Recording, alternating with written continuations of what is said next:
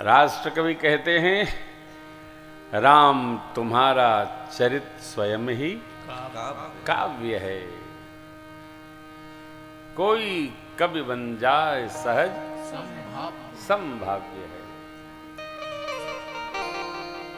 राम नाम जो गाएगा, राम लीला दर्शाएगा, वो जगत में पूजा जाएगा। राम नाम जो गाएगा, राम लोक में भी धन्यता प्रदान करते हैं और परलोक में भी मेरे प्रभु धन्यता प्रदान करते हैं। सरकार के श्रीमुख वचन है, जो परलोक यहाँ सुख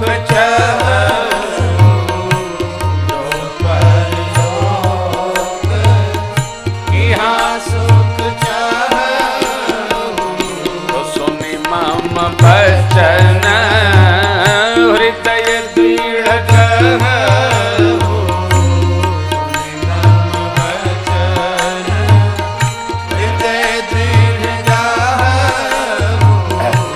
सुलभ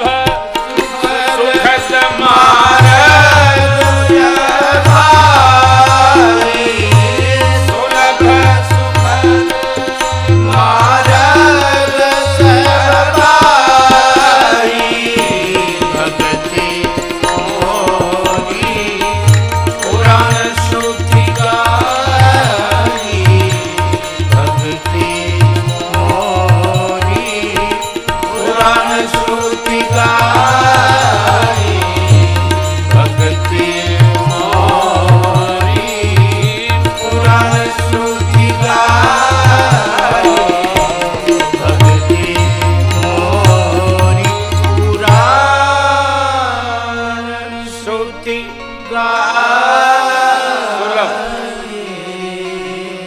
और सुखद मार्ग क्या है? मेरी भक्ति करो। भक्त्या तुष्यति केवलम न च गुणै, भक्ति प्रियो राघव भक्ति प्रियो माधव।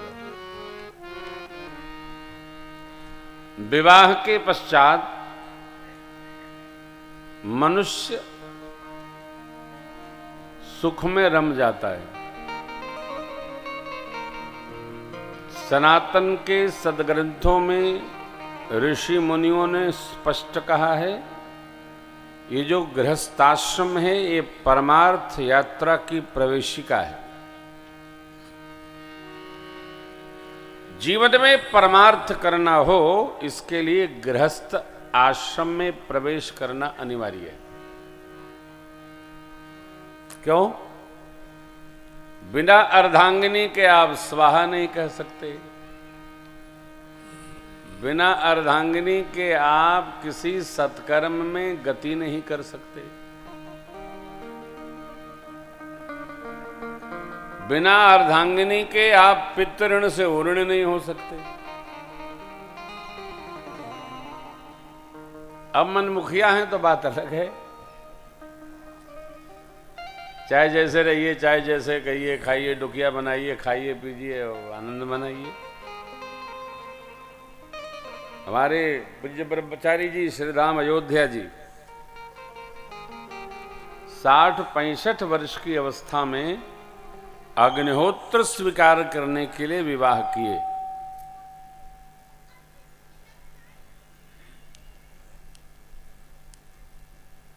और ज्योतिषियों से दिखाया तो पता चला कि जिनसे ब्याह हुआ है उनकी उम्र कुल 10 वर्ष 5 वर्ष ही है।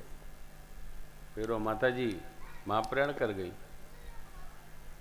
परंतु स्वीकार धर्म इतना कठिन है, बहुत कठिन है। अब यहां तो भगवान ब्याह करके भाइयों सहित आ गए। पूज्य पिताजी ने एक दिन संकल्प बनाया कि अब राम जी सब प्रकार योग्य हो गए हैं, गुरु आज्ञा गुरु आशीर्वाद मिले तो राम जी को कार्यभार देकर हम भी भजन में रम जाएं, लग जाए। कान के पास के बाल श्वेत दर्शाए तो चित्त में ये भाव जगा, अधिकार सौंप देना चाहिए। अधिकार सौंपने पर सुख प्राप्त हो जाता है। अधिकार सौंपना विश्राम नहीं है। अधिकार सौंपकर और अधिकारी बनने की यात्रा प्रारंभ करनी चाहिए। अधिकारी क्या होता है? तो भजन करो। भजन करा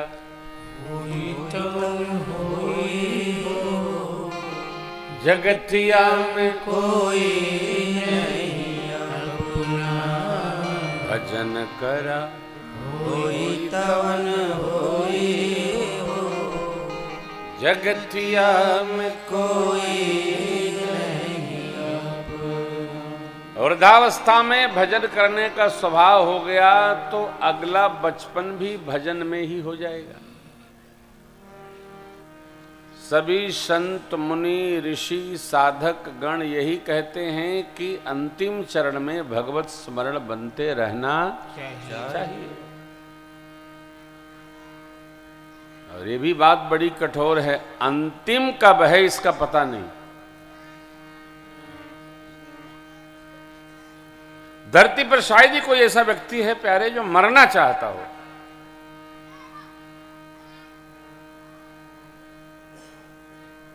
कोई मरना चाहता नहीं। अरे हम लोग तो गृहस्थी हैं, किसी महात्मा से कह दीजिए अपना कार्यभार किसी ब्रह्मचारी को सौंपिए, क्या चाहते हो मर जाऊं?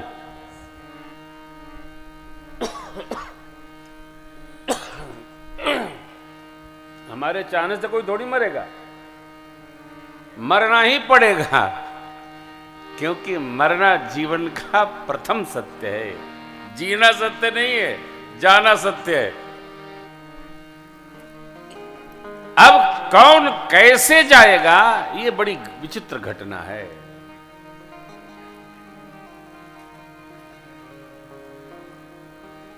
कोई चलते जाएगा, कोई नहाते जाएगा,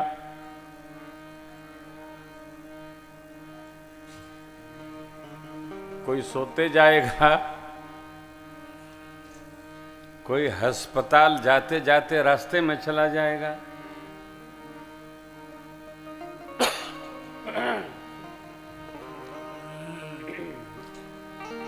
कौन कैसे जाएगा ये पता। कहां तो राज देने के लिए, युवराज पद पर आरूढ़ करने, प्रतिष्ठापित करने के लिए, आसीन करने के लिए चक्रवर्ती महाराज ने गुरु आज्ञा से संकल्प साधा। गुरु जी जानते हैं कि ये होने वाला नहीं है, ये तो ये होगा जो होना है।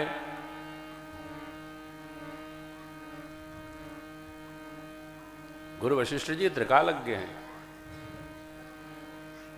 राजा राजा है।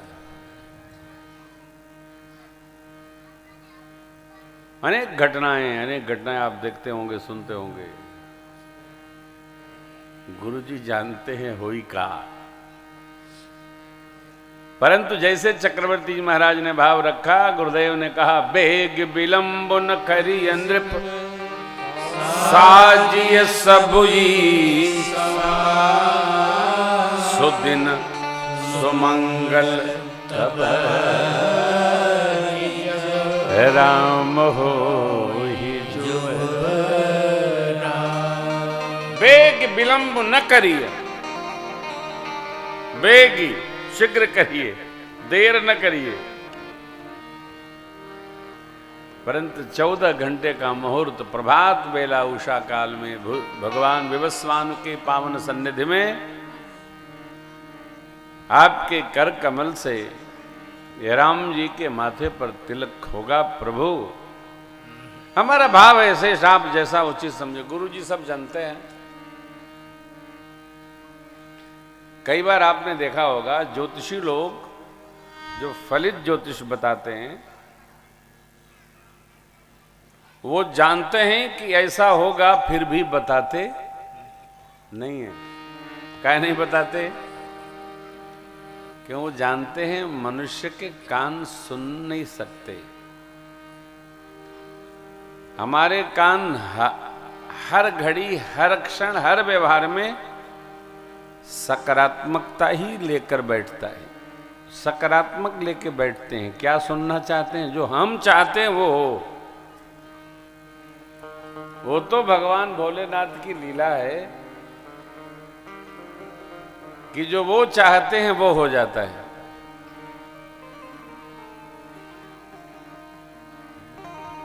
सिरजई पालई हरई बहोरी बाल केल सम विधि मति भोरी। अयोध्या कांड